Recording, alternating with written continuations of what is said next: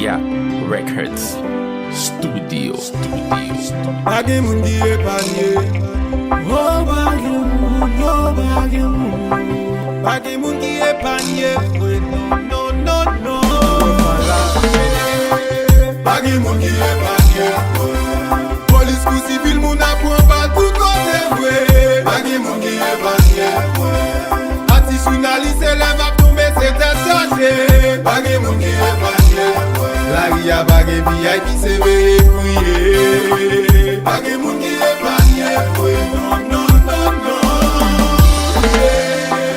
La pluie pas tomber sous ti bouteille ça mais li glissé.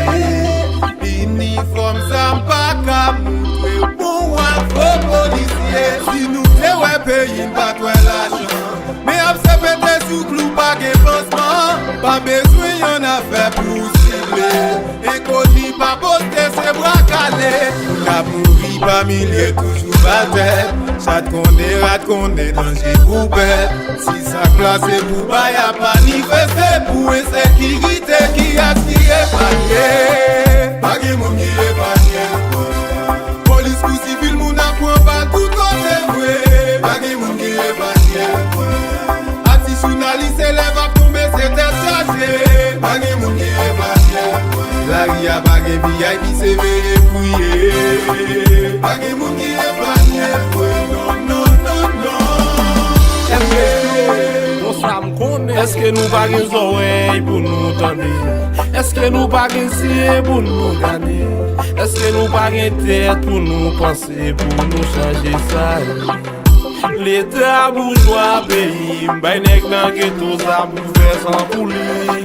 Même policier qui a protégé sa vie, apprend code dans mes moun pour yo faire santé. Nous dit pays t'es libéré, nous dit pays m'est liberté.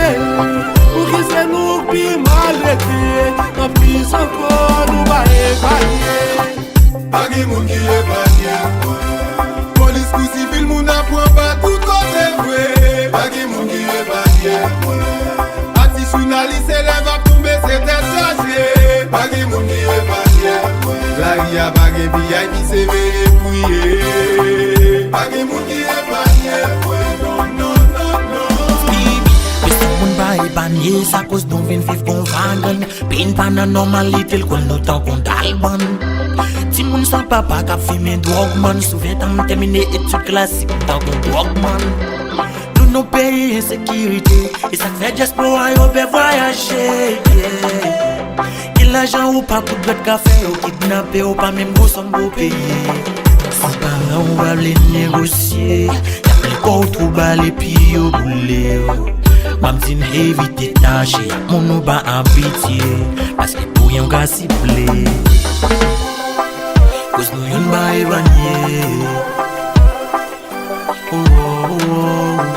Ba chandel ba evanye nou.